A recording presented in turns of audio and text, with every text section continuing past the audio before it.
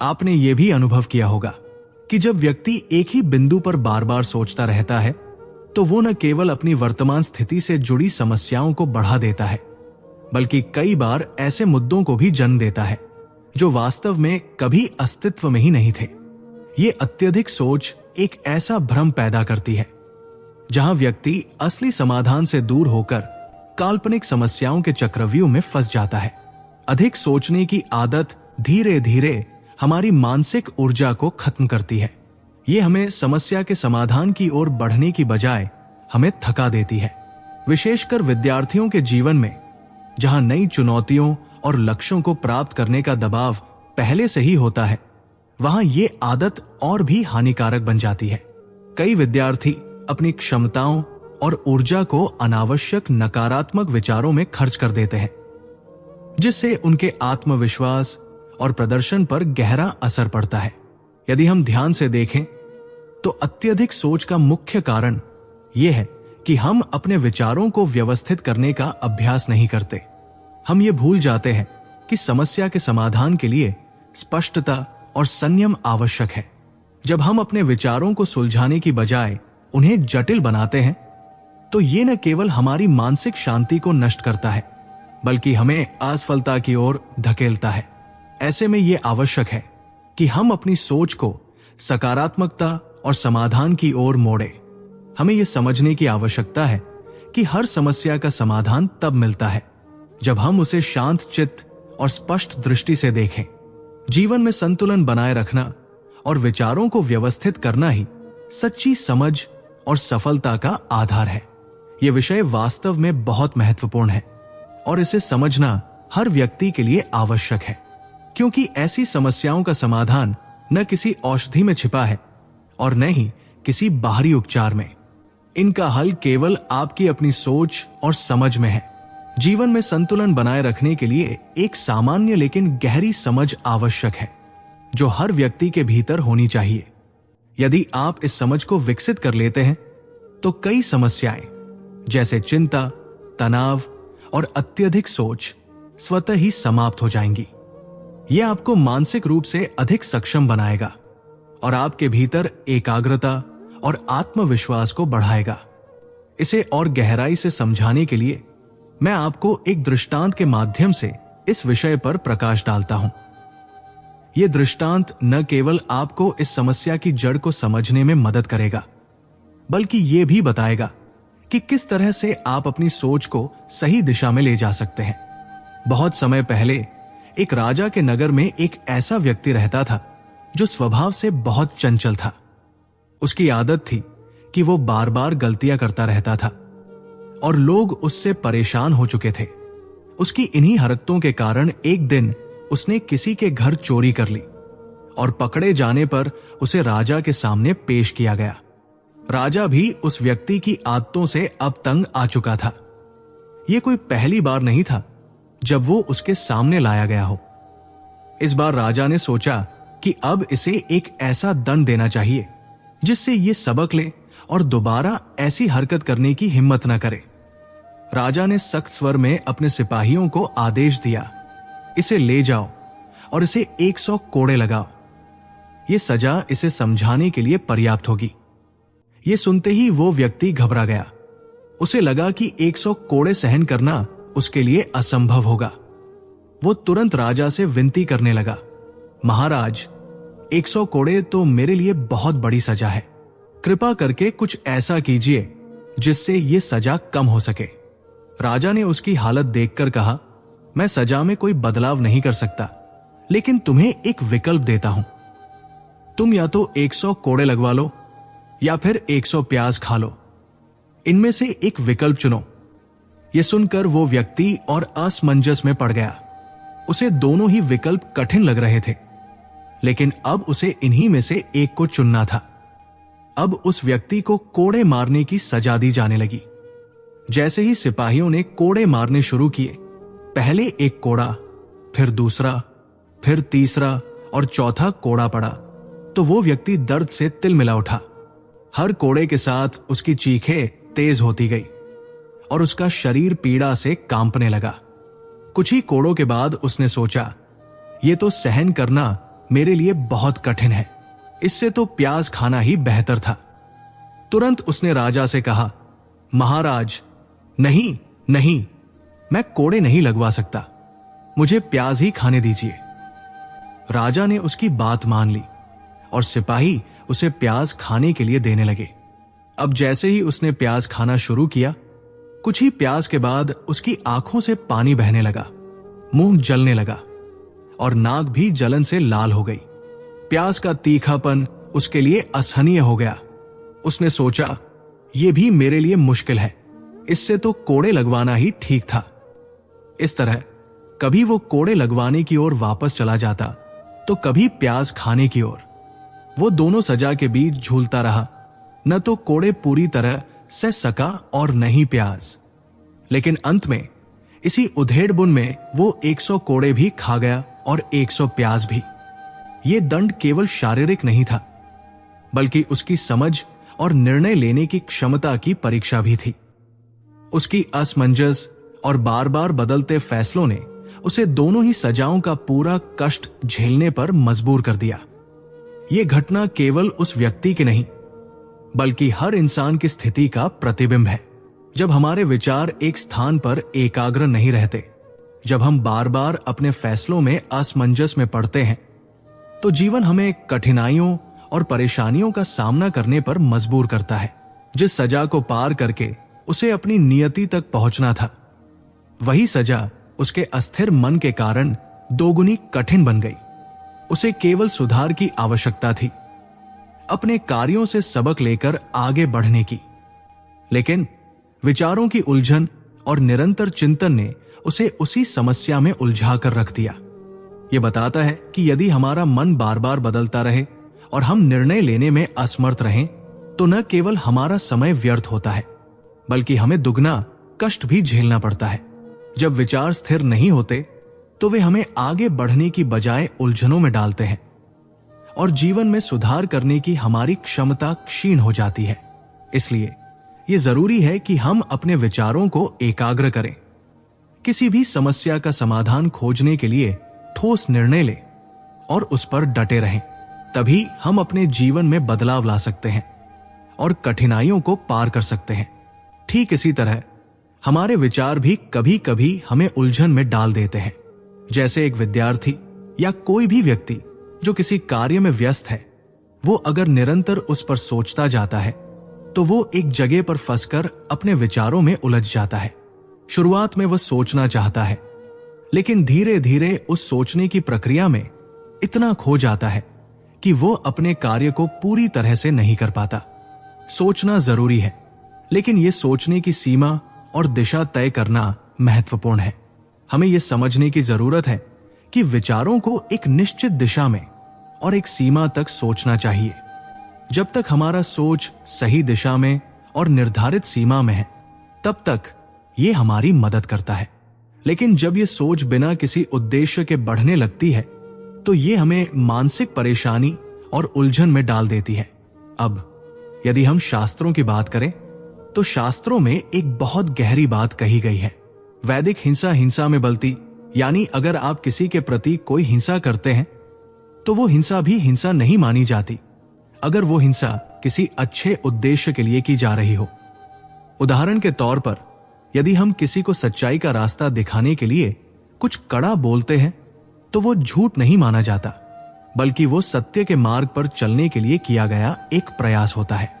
ठीक वैसे ही हमारी चिंता भी अगर सही दिशा में हो, अगर वो किसी अच्छे उद्देश्य के लिए हो, तो वो चिंता भी नकारात्मक नहीं होती। कुछ चिंताएं जीवन में प्राकृतिक रूप से आती हैं और वे तब तक ठीक रहती हैं जब तक वे हमारी विकास प्रक्रिया में मदद करती है। अगर चिंता हमारे कार्य को सुधारने के लिए हो, तो वो हमारी प्रेरणा का एक हिस्सा बन सकती है। लेकिन यदि वो निरंतर बढ़ती जाती है और हमें घेरने लगती है, तो यही चिंता हमारी कमजोरी बन जाती है। इसलिए हर विचार और चिंता का सही दिशा में होना जरूरी है, ताकि हम जीवन की राह में सही निर्णय ले सकें और आगे बढ़ सकें। कल्पना कीजिए, आपके सामने एक गाय गुजर रही है और उसी समय कुछ लोग आकर आपसे पूछते हैं कि क्या आपने देखा है, वो गाय इधर से गई है। अब अगर आप सच बोलते हैं तो आप ये कहते हैं कि हां, वो गाय इधर से गई है, लेकिन इसके बाद वो लोग उस गाय का पीछा करते हैं और उसे मार देते हैं। यहां आपने सत्य कहा, लेकिन यह सत्य आपके लिए एक दुख का कारण बन गया, क्योंकि वो गाय मारी गई और इस कारण आपको दुख हुआ। इस स्थिति में यदि आपने झूठ बोला होता और कहा होता कि गाय उधर से गई है, तो शायद वो गाय बच जाती। हालांकि ये झूठ था, लेकिन ये उस समय के लिए कल्याणकारी था। ये उदाहरण ये दर्शाता है कि कुछ स्थितियों में सत्य और असत्य की अवधारणा केवल शाब्दिक नहीं होती, बल्कि ये स्थिति और उद्देश्य पर निर्भर करती है। शास्त्रों में इसे वैदिक हिंसा और सत्यम के संदर्भ में समझाया गया है। जब सत्य से किसी का हानि हो तो उसमें कुछ और विचार की आवश्यकता होती है। यही कारण है कि कभी कभी हम जो सत्य बोलते हैं वो सत्य होते हुए भी उस स्थिति में हानिकारक साबित हो सकता है। वहीं यदि कभी झूठ बोलना किसी के भले के लिए हो तो वो झूठ भी एक सत्यम की तरह माना जा सकता है। इससे ये समझ में आता है कि विचारों को केवल एक दिशा में निरंतर घुमाना या किसी निर्णय पर बहुत देर तक उलझे रहना हमारे लिए कोई लाभकारी कदम नहीं होता। अगर कोई विचार हमें हानि पहुंचाने वाला है तो उस पर लंबे समय तक चिंतन करते रहना तनाव और मानसिक दबाव बढ़ाता है। जैसे कि कोई व्यक्ति बार बार अपने गलत फैसले पर सोचते सोचते उस पर मानसिक रूप से टूट जाता है, वैसे ही हमारी निरंतर चिंता और असमंजस हमें आत्म संस्कार से दूर ले जाता है। हमें यह समझने की आवश्यकता है कि विचार और चिंता एक सीमा तक ही हमारे लिए उपयोगी होती है। उस सीमा के बाद वे हमारे लिए बोझ बन जाते हैं। इसलिए विचारों में फंसने के बजाय हमें अपनी ऊर्जा को किसी समाधान पर केंद्रित करना चाहिए, ताकि हम समस्याओं से बाहर आ सकें और आगे बढ़ सकें। जैसा कि शास्त्रों में कहा गया है, कभी कभी हमें अपने विचारों को नियंत्रित करना होता है, ताकि वे हमें सही दिशा में मार्गदर्शन कर सकें, न कि उलझनों में घसीट सकें। सकारात्मक विचारों को अपनाना और मानसिक शांति बनाए रखना हमारी जिम्मेदारी है। हमें यह समझना होगा कि विचारों में घबराहट, चिंता या उलझन से हम कभी भी अपने लक्ष्यों तक नहीं पहुंच सकते। वही विचार, जब हम उन्हें सही दिशा में लगाते हैं, हमें आगे बढ़ने की शक्ति देते हैं। आप एक नाव में सवार हैं और नदी पार करना चाहते हैं। नाव को आप जितना भी हौसला और कोशिश से चलाते हैं, वो आपके हाथ में है, लेकिन नदी की धारा, हवा और मौसम आपकी इच्छाओं के मुताबिक नहीं होते। इनका नियंत्रण आपके हाथ में नहीं है। तो आपको समझना होता है कि आपने अपनी ओर से पूरी कोशिश की, लेकिन अगर आगे के रास्ते में कोई विघ्न आता है तो आप उसे न सिर्फ स्वीकार करेंगे, बल्कि उसे शांतिपूर्वक और धैर्य से सहन करेंगे। यही जीवन की सच्ची समझ है। आप जितना कर सकते हैं उतना करें और बाकी को छोड़ दें, क्योंकि वास्तव में भगवान की शक्ति और प्रकृति का संचालन हमारे प्रयासों से कहीं बड़ा होता है। भगवान ने गीता में कहा है, सिद्ध असिद्ध समकृष्णे यथा कर्म यथा त्यागे, यानी अच्छे या बुरे परिणामों के प्रति निष्कलंक दृष्टिकोण रखना चाहिए। भगवान कहते हैं कि हम अपने कर्मों के परिणामों से मुक्त रहकर उन्हें कर्तव्य भाव से करें और फिर परिणामों के लिए चिंता न करें। यही हमें मानसिक शांति और संतुलन देता है। ये विचारों की एकाग्रता और परिश्रम के बीच संतुलन बनाए रखने का समय है। हमें अपने प्रयासों में पूर्णतः सजग रहना चाहिए, लेकिन अगर कोई चीज हमारे नियंत्रण से बाहर हो जाती है तो चिंता और अधिक सोचने की बजाय हमें उसे भगवान पर छोड़ देना चाहिए। जब हम भगवान की शक्ति और प्रकृति के संचालन को समझते हैं तो हमें यह एहसास होता है कि हमारी सीमा कितनी है। इस समझ के साथ हम शांति से अपने कर्म करते हुए जीवन के हर चरण में संतुलन बनाए रख सकते हैं। भगवान का आशीर्वाद हमारे साथ है, और जैसे गीता में कहा गया है, मया दीक्षिण प्रकृतिय श्वेते सचराचरम, ये सब कुछ भगवान के इशारे पर हो रहा है। हमारी पूरी जिम्मेदारी है कि हम अपने कर्मों को पूरी लगन और साधना के साथ करें, लेकिन हमें यह स्वीकार करना चाहिए कि नतीजे भगवान के अधीन हैं। इसलिए अपने कर्मों में पूरा ध्यान और प्रयास लगाते हुए भी परिणामों से मुक्त रहना सीखें। जब आप ऐसा करेंगे तो तनाव और चिंता अपने आप कम हो जाएगी और जीवन के प्रति एक नई दृष्टि विकसित होगी। जैसा कि आपने कहा, एक गिलास में आधे पानी की स्थिति को दो लोग अलग अलग नजरिए से देख सकते हैं। एक व्यक्ति इसे आधा खाली देखता है और उसे लगता है कि पानी कम है, इसलिए वो चिंतित होता है, जबकि दूसरा व्यक्ति उसे आधा भरा हुआ देखता है और उसे संतुष्ट होकर आगे बढ़ने की प्रेरणा मिलती है। ये वही स्थिति है, लेकिन दो अलग अलग दृष्टिकोण इसे पूरी तरह से अलग तरीके से प्रभावित करते हैं। यही बात जीवन में भी लागू होती है। कभी कभी हम किसी समस्या में इतने उलझ जाते हैं कि हमारा ध्यान सिर्फ उस समस्या के नकारात्मक पहलू पर ही जाता है। हम सोचते हैं कि ये बहुत मुश्किल है, ये कैसे होगा, और उसी में फंसे रहते हैं। जबकि अगर हम उस स्थिति को सकारात्मक दृष्टिकोण से देखें तो हमें उस समस्या का हल भी आसानी से नजर आ सकता है। इसलिए हमें अपनी सोच को और अपनी ऊर्जा को हल निकालने पर केंद्रित करना चाहिए, न कि उलझनों और मुश्किलों पर। यदि आप ये सोचते हैं कि समस्या का समाधान कहां हो सकता है, तो आपकी मानसिकता सकारात्मक होगी और आप उस पर कार्रवाई करने में सक्षम होंगे। जैसे कि एक विद्यार्थी अगर ये सोचता है कि उसे जो परीक्षा दी है उसमें वो कैसे बेहतर कर सकता है, तो उसका मनोबल बढ़ेगा। लेकिन अगर वो सिर्फ ये सोचता है कि ये परीक्षा बहुत कठिन है, तो वो खुद को निराश करेगा और कोई कदम नहीं उठा पाएगा। जीवन में यही संतुलन और सही दृष्टिकोण की आवश्यकता है। जितना सोचेंगे उतना ही नकारात्मकता और तनाव बढ़ेगा। लेकिन अगर हम सकारात्मक सोच रखते हुए समाधान की ओर ध्यान केंद्रित करते हैं, तो हर समस्या का हल निकल सकता है।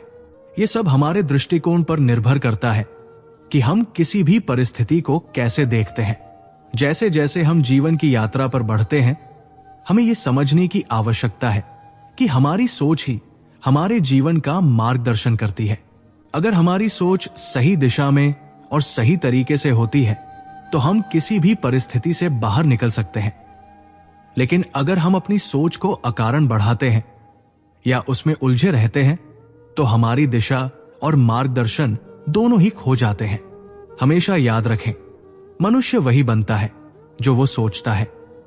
अगर हम सोचते हैं कि हम किसी मुश्किल को पार नहीं कर सकते, तो हमारी सोच उस समस्या को और बढ़ा देती है। लेकिन अगर हम सोचते हैं कि हम इस मुश्किल से बाहर निकल सकते हैं, तो हम अपने विचारों में हल निकाल सकते हैं। हमारा दिमाग उसी दिशा में काम करता है जिस दिशा में हम उसे ले जाते हैं। इसलिए यह जरूरी है कि हम अपनी सोच को जागरूक रूप से संचालित करें और केवल उस पर ध्यान दें जो हमारी जीवन यात्रा को आगे बढ़ाने में मददगार हो। कभी कभी हम ये भूल जाते हैं कि एक छोटी सी चिंता अगर लंबे समय तक बनी रहती है, तो वो हमारी पूरी ऊर्जा को खत्म कर सकती है।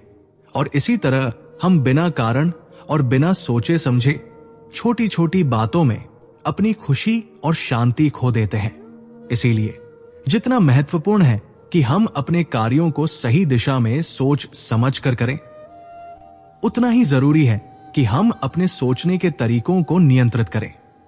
एक अन्य महत्वपूर्ण बात जो हमें समझनी चाहिए, वो ये है कि जीवन में कोई भी समस्या या चुनौती स्थायी नहीं होती।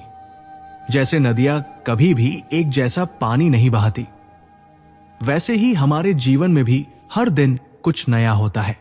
हमारे सामने जो भी कठिनाइयां हैं, वे भी एक समय के बाद बदल जाएंगी।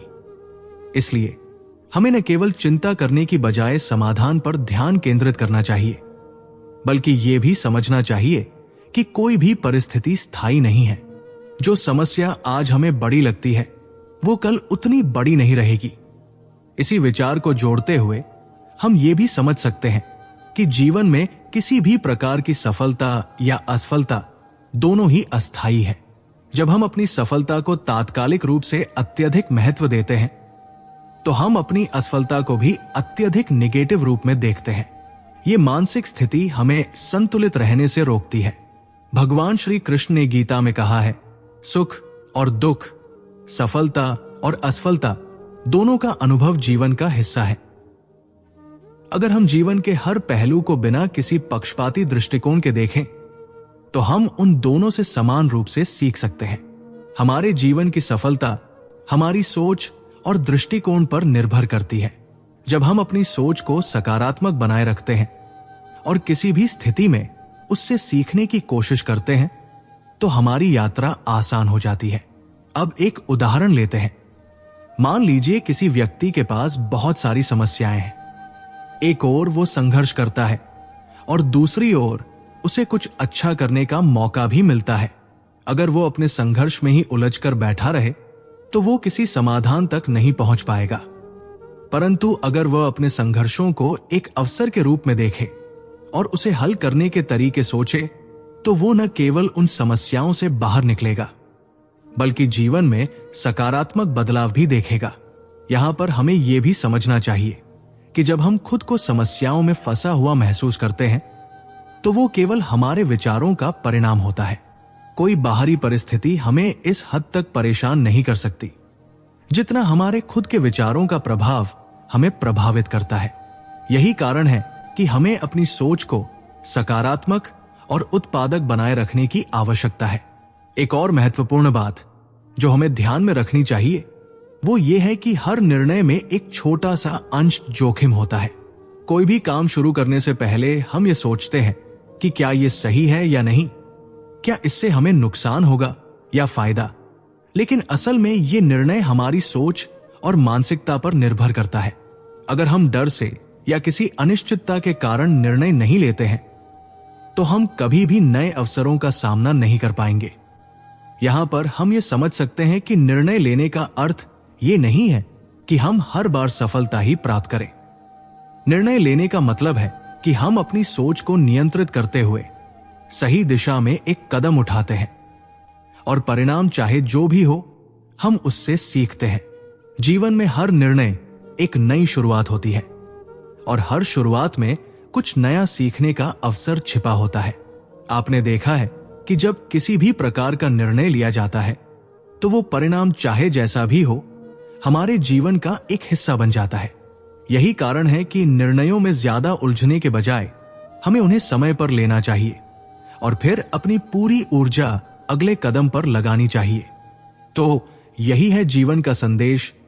सोचे कम लेकिन सही सोचे, निर्णय ले, कार्य करें और हर अनुभव से कुछ नया सीखें।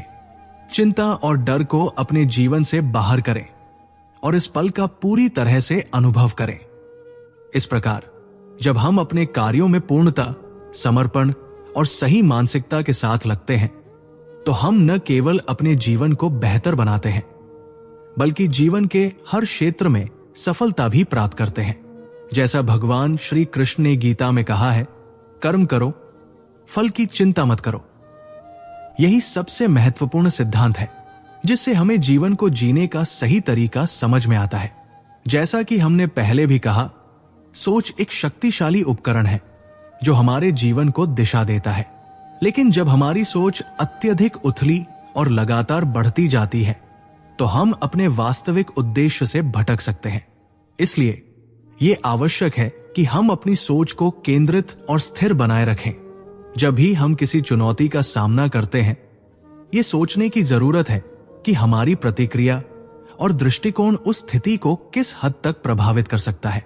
हमारे सामने एक समस्या आ सकती है और यह हमारी सोच पर निर्भर करता है कि हम उस समस्या को हल करने के लिए सकारात्मक दृष्टिकोण अपनाते हैं या उस पर चिंता करते रहते हैं। जब हम समस्याओं को हल करने की कोशिश करते हैं तो हम सकारात्मक परिवर्तन देख सकते हैं। अब एक और महत्वपूर्ण पहलू पर ध्यान देते हैं। भगवान श्री कृष्ण ने गीता में कहा है कि आत्मा अजरमर है और हमारा शरीर और मन इस यात्रा में बदलाव के लिए आता है। इसी प्रकार जब हम अपने विचारों को बढ़ाने और आत्म जागरूकता की ओर बढ़ते हैं तो हम अपने आत्मा के उद्देश्य की दिशा में आगे बढ़ सकते हैं। जब हम इस आत्म जागरूकता को अपनाते हैं तो हम अपने विचारों को अधिक गहराई से समझ सकते हैं और ये हमारे निर्णय लेने की क्षमता को बेहतर बनाता है। ये समझना भी जरूरी है कि असफलता या चुनौती का मतलब जीवन का अंत नहीं है। वास्तव में असफलता हमारी यात्रा का एक हिस्सा होती है और उससे सीखने की प्रक्रिया भी। जब हम असफलता को स्वीकारते हैं और उससे सीखते हैं तो हम अपने भीतर की ताकत और आत्मविश्वास को बढ़ा सकते हैं। और यही वो अनुभव होता है जो हमें जीवन में आगे बढ़ने की प्रेरणा देता है। अब एक उदाहरण के माध्यम से इसे समझते हैं। मान लीजिए किसी व्यक्ति ने एक परियोजना शुरू की, लेकिन उसके परिणाम उसके अपेक्षाओं के अनुरूप नहीं आते। वो व्यक्ति असफलता के बाद चिंतित हो सकता है, लेकिन अगर वो उस असफलता को एक सीख के रूप में देखता है और उसमें सुधार करने के तरीके ढूंढता है, तो वो न केवल उस परियोजना को सफल बना सकता है, बल्कि भविष्य में अपने प्रयासों को और भी बेहतर तरीके से लागू कर सकता है। इसी विचार को जोड़ते हुए हमें यह समझना चाहिए कि हमारे विचार और दृष्टिकोण हमें हमारे उद्देश्य की ओर ले जाते हैं। जब हम इस उद्देश्य को स्पष्ट करते हैं और उसे अपनी सोच में शामिल करते हैं, तो हमारी जीवन यात्रा अधिक संगठित और सहज हो जाती है। यह भी महत्वपूर्ण है कि हम अपनी सीमाओं और क्षमताओं को पहचानें। जब हम ये समझते हैं कि हमारे विचार और दृष्टिकोण कितनी बड़ी भूमिका निभाते हैं, तो हम अपने कार्यों में और अधिक सावधान रह सकते हैं। यह हमें दबाव और चिंता से मुक्त कर सकता है और हमें शांत, संतुलित और केंद्रित बना सकता है। जैसे जैसे हम सोचने की क्षमता को बढ़ाते हैं और निर्णय लेने की प्रक्रिया को सरल बनाते हैं, हम अधिक सजीव और अर्थपूर्ण जीवन जीने की ओर बढ़ते हैं। जब हम अपने विचारों को सकारात्मक दिशा में निर्देशित करते हैं, तो हम अपने आत्मा की आवाज सुन सकते हैं और उससे प्रेरित हो सकते हैं। अब एक और उदाहरण लेते हैं। मान लीजिए आप किसी कठिन परिस्थिति में फंस जाते हैं और आपकी पहली प्रतिक्रिया चिंता होती है। लेकिन अगर आप उस स्थिति में खुद को एक दूरदर्शी दृष्टिकोण से देखते हैं और समाधान पर ध्यान केंद्रित करते हैं, तो आप उस स्थिति से बाहर निकल सकते हैं और नए अवसरों की ओर देख सकते हैं। यही कारण है कि भगवान श्री कृष्ण ने गीता में बार बार कहा है कि हमें इस पल में ध्यान केंद्रित करना चाहिए, अपनी संकल्प शक्ति को जागृत करना चाहिए और आत्मज्ञान की ओर बढ़ना चाहिए। यह दृष्टिकोण हमें अनिश्चितताओं के बीच भी स्थिर और शांत रहने की शक्ति प्रदान करता है। यहां पर हमें यह समझना चाहिए कि हर चुनौती के साथ एक अवसर भी होता है। जब हम उस अवसर को पहचानते हैं और उस पर ध्यान केंद्रित करते हैं, तो हम अपनी यात्रा को और अधिक अर्थपूर्ण बना सकते हैं। यही सच्चा योग है, कर्मयोग, जहां हम अपने विचारों, शब्दों और कार्यों के माध्यम से अपने आत्मा के उद्देश्य की सेवा करते हैं। एक और महत्वपूर्ण बात जो हमें ध्यान में रखनी चाहिए, वो ये है कि जीवन के हर पहलू में संतुलन बनाए रखना महत्वपूर्ण है। जब हम किसी स्थिति या कार्य को अत्यधिक महत्व देते हैं, तो हमारी मानसिक स्थिति असंतुलित हो सकती है।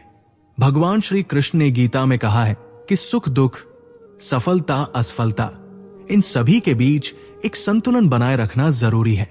जब हम इस संतुलन को बनाए रखते हैं, तो हम अपने मन और शरीर दोनों को स्थिर और शांत रख सकते हैं। तो यही है जीवन का संदेश। सोचे कम, लेकिन सोचे सही।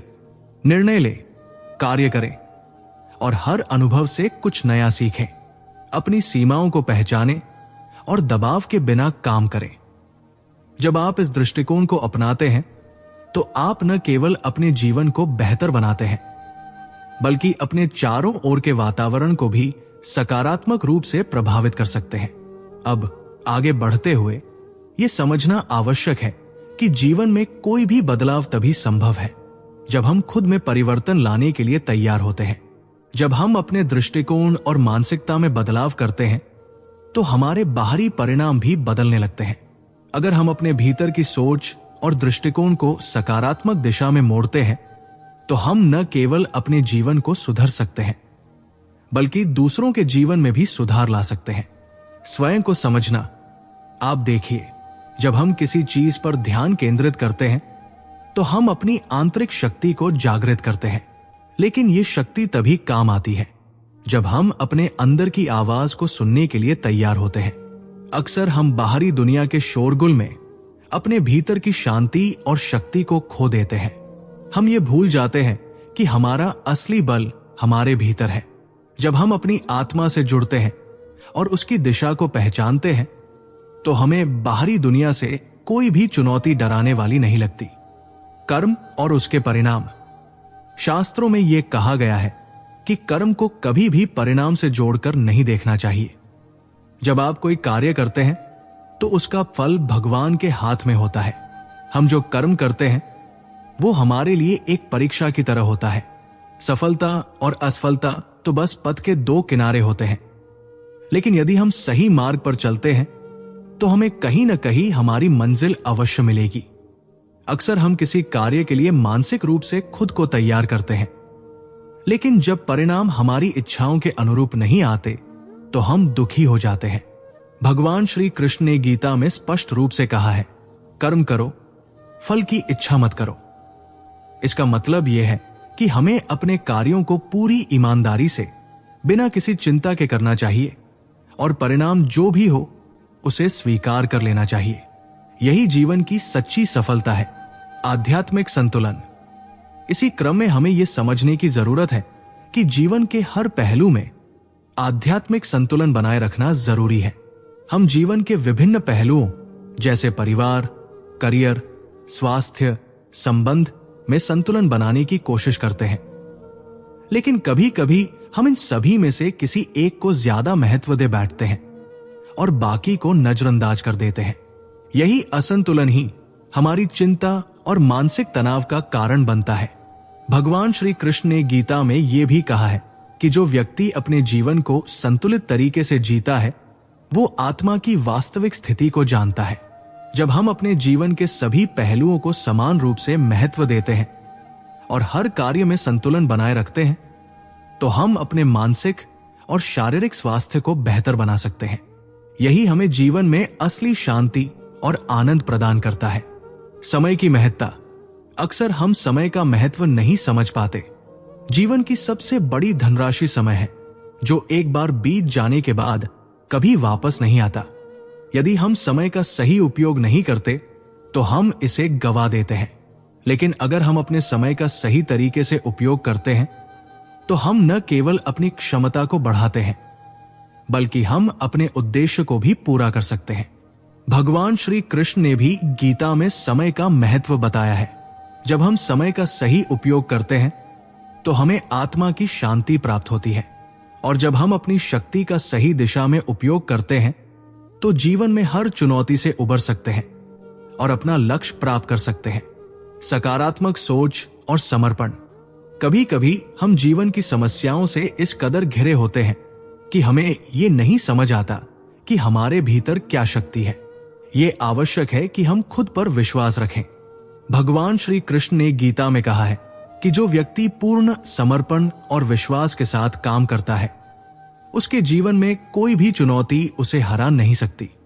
समर्पण का अर्थ ये नहीं है कि हम सिर्फ बाहरी दुनिया से कुछ प्राप्त करने के लिए प्रार्थना करें, बल्कि इसका मतलब है कि हम भगवान के प्रति पूरी निष्ठा और समर्पण के साथ अपने कार्य करें। जब हम ऐसा करते हैं तो भगवान हमारी सहायता करते हैं और हमें हर परिस्थिति में सही दिशा दिखाते हैं। निरंतर प्रयास की आवश्यकता। एक और बात जो हमें समझनी चाहिए वो ये है कि जीवन में सफलता केवल एक दिन की मेहनत से नहीं मिलती। हमें निरंतर प्रयास करते रहना होता है। हर दिन हमें अपने कार्यों में सुधार लाने की कोशिश करनी चाहिए। भगवान श्री कृष्ण ने गीता में कहा है कि निरंतर प्रयास से ही सफलता प्राप्त होती है। यही संदेश हमें प्रेरित करता है कि जीवन में जब तक हम लगातार मेहनत करते रहेंगे हमें सफलता जरूर मिलेगी। हमेशा याद रखें, ये संघर्ष और मेहनत ही हमें हमारी मंजिल तक पहुंचाते हैं। जीवन की यात्रा में अगर हम सकारात्मक दृष्टिकोण अपनाएंगे, कर्मयोग का पालन करेंगे और भगवान के प्रति पूर्ण समर्पण रखेंगे तो हमें कभी भी जीवन में असफलता का सामना नहीं करना पड़ेगा। निष्कलंक जीवन जीने की कला। समाप्त करने से पहले हमें ये याद रखना चाहिए कि जीवन में हर चीज को अपनी आंतरिक शांति और संतुलन के साथ जीना चाहिए। हमें अपने भीतर के सत्य को पहचानना चाहिए और जो भी निर्णय हम ले वो हमारी आत्मा और हमारी शांति के अनुरूप होना चाहिए। यही जीवन की असली सफलता है। सिर्फ विचारशील और जागरूक होना ही नहीं बल्कि हमें उन विचारों और कार्यों को अमल में लाना चाहिए जो हमारे जीवन को बेहतर बनाने में मदद करे। यही हम सबका उद्देश्य होना चाहिए, अपनी आत्मा की आवाज सुनना और उसी मार्ग पर चलना।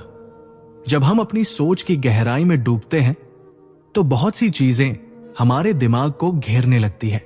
इस सोच के चक्र में हम अक्सर अपनी समस्याओं में और उलझ जाते हैं। हम उन चीजों के बारे में सोचते हैं जो न तो हमारे नियंत्रण में है और न ही हमें उनसे कोई लाभ मिलने वाला है। ऐसा करना जैसे एक बर्फीली सड़क पर दौड़ने जैसा होता है। जितना तेज दौड़ते हैं उतना ही फिसलने का खतरा बढ़ता जाता है। वास्तव में जीवन में कोई भी निर्णय लेने से पहले जरूरी है कि हम अपनी सोच को साफ और संपूर्ण रूप से समझें। जीवन की सरलता और सुंदरता को हम अपनी सोच की प्रक्रिया से बिगाड़ सकते हैं। जब हम बहुत ज्यादा सोचने लगते हैं तो हमारी आत्मविश्वास की कमी, निराशा और तनाव हमारे जीवन का हिस्सा बन जाते हैं। सोचने का समय और तरीका दोनों ही महत्वपूर्ण होते हैं। हमारे दिमाग में एक विचार आता है और हम उस पर बार बार विचार करते हैं। इससे हम उसी विचार में फंसे रहते हैं। ये सोच का जाल हमें हल की बजाय समस्याओं में और उलझा देता है। ये हमारे कार्यों को ठप कर देता है और हम बिना किसी समाधान के चिंता करते रहते हैं। याद रखें, जितना अधिक हम सोचते हैं उतना ही हमारा दिमाग थकता है। जब दिमाग थकता है तो निर्णय लेने की क्षमता भी कम हो जाती है। यही कारण है कि बुद्धिमान व्यक्ति हमेशा एक सामान्य, शांत और स्पष्ट सोच से काम करता है। वो अपने जीवन की चुनौतियों से निपटने के लिए जरूरी विचार करता है, फिर उसे छोड़कर अगले कदम पर ध्यान केंद्रित करता है। हमारे पास जीवन की अनेक संभावनाएं हैं, लेकिन अगर हम हर एक रास्ते पर सोचने में उलझ जाएंगे तो हम कभी भी एक मजबूत कदम नहीं उठा पाएंगे। सोचने का मतलब केवल चिंताएं पैदा करना नहीं होता, बल्कि उसे हल करना होता है। अब उदाहरण के तौर पर सोचें, यदि किसी व्यक्ति के सामने कोई ग्लास रखा हो और वह देखे कि ग्लास आधा भरा हुआ है तो उसे वो खाली नजर आएगा, जबकि वही ग्लास यदि कोई दूसरा देखे तो उसे उस पानी से अपनी प्यास बुझाने का एक समाधान दिखेगा। दोनों का दृष्टिकोण अलग है, लेकिन दोनों के पास एक ही ग्लास है। बस जिस व्यक्ति ने इसे समाधान के रूप में देखा उसे उस पानी से राहत मिलती है। यही दृष्टिकोण का फर्क होता है। वास्तव में जीवन में हमें यही करना है। हमें यह समझने की आवश्यकता है कि हमें कितनी सोच की आवश्यकता है और हमें कहां तक सोचना है। कहीं ना कहीं हमारी सीमाएं होती हैं, और जब हम उन सीमाओं को समझते हैं तो हमें लगता है कि हम कहीं ना कहीं ठहरे हुए हैं। लेकिन जब हम बिना किसी अतिरिक्त बोझ के अपनी पूरी कोशिश करते हैं तो हम अपने आप को ज्यादा सक्षम और शांत अनुभव करते हैं। मुझे एक उदाहरण याद आता है। एक राजा ने एक व्यक्ति को सजा दी थी और उस व्यक्ति के सामने एक कठिन विकल्प था, या तो उसे 100 कोड़े खा लो या 100 प्याज खा लो। इस विकल्प के बीच वो व्यक्ति उलझ गया और अंततः उसने दोनों ही चीजें झेल ली। जीवन में यही स्थिति होती है। हम किसी समस्या में फंसकर उसके समाधान के बजाय उस पर बार बार सोचते रहते हैं और अंत में हमारी समस्याएं दोगुनी हो जाती है। शास्त्रों में एक विशेष बात कही गई है, जो बात हमें सच में सही और समझने योग्य लगे वही हमारा मार्गदर्शन बन सकती है। कभी कभी हम जो सत्य बोलते हैं वो भी हमें नुकसान पहुंचा सकता है, लेकिन जो झूठ हम बोलते हैं वो किसी के भले के लिए हो सकता है। जैसे एक बार किसी ने गाय के बारे में झूठ बोला था, लेकिन वो झूठ एक अच्छे उद्देश्य के लिए था, तो उस स्थिति में झूठ भी सही साबित हुआ। हमें इस प्रकार के छोटे छोटे पहलुओं को समझकर अपने कार्यों में कोई भी असमंजस नहीं रखना चाहिए। जीवन में हर निर्णय एक कदम आगे बढ़ने का एक अवसर होता है। आपको सिर्फ ये समझना है कि क्या वो निर्णय आपके लिए सकारात्मक है, क्या वो आपके जीवन को सशक्त बना रहा है। अगर आप किसी स्थिति में परेशानी महसूस करते हैं तो आपको उस पर अधिक विचार करने की बजाय एक कदम पीछे हटकर उसे एक शांत दृष्टिकोण से देखना होगा। यही सबसे बड़ा समाधान है। जीवन में सोचने की सीमा तय करें। जितना जरूरी है उतना सोचें और फिर तुरंत एक ठोस कदम उठाएं। चिंता और अनावश्यक सोच से दूर रहें, क्योंकि जितना आप इसे बढ़ाएंगे उतना ही आप अपने आप को खोते जाएंगे। आपका उद्देश्य यह होना चाहिए कि आप अपने हर काम में संतुलन और समझदारी बनाए रखें, और जब आपको कोई निर्णय लेने की आवश्यकता हो तो उसे समझदारी से लें। जितना आप तनाव और अनावश्यक सोच से दूर रहेंगे उतना ही आप अपने जीवन में शांति और सफलता पा सकेंगे। इसलिए यह संदेश है कि अपने कार्यों को समझदारी से करें। सोचें, लेकिन ज्यादा सोचने की बजाय उन सोचों को कार्य में बदलें। जीवन को सरल और सुंदर बनाए रखें और अपने हर कदम में शांति, विवेक और निर्णय क्षमता का अनुभव करें। जय श्री कृष्ण। राधे राधे। कहानी से कुछ सीखा हो तो इसे दूसरों तक जरूर पहुंचाएं। इस वीडियो को लाइक करें, अपने दोस्तों और परिवार के साथ शेयर करें और हमारे चैनल को सब्सक्राइब करना मत भूलिए। अब दोस्तों, एक और खास बात, अगर आप ऐसे ही जीवन से जुड़ी प्रेरणादायक बातें और श्री कृष्ण की अमृत वाणी रोज सुनना चाहते हैं तो हमारे व्हाट्सएप ग्रुप श्री कृष्ण के अनमोल विचार को जरूर ज्वाइन करें। इस ग्रुप में हम हर दिन श्री कृष्ण के अनमोल विचार, गहरी शिक्षाएं और छोटी छोटी कहानियां शेयर करते हैं जो आपके जीवन को सकारात्मकता से भर देंगी। यह ग्रुप पूरी तरह से फ्री है और आप इसे अपने दोस्तों और परिवार के साथ भी शेयर कर सकते हैं। लिंक डिस्क्रिप्शन में दिया गया है। अभी ज्वाइन करें और जीवन में नई रोशनी लाएं। अगर यह कहानी आपको पसंद आई हो तो वीडियो को लाइक जरूर करें, अपने दोस्तों के साथ शेयर करें और चैनल को सब्सक्राइब करना मत भूलिए। मिलते हैं अगली कहानी में। तब तक खुश रहें, प्रेरित रहें और सही फैसले लें। धन्यवाद। जय श्री कृष्ण। राधे राधे।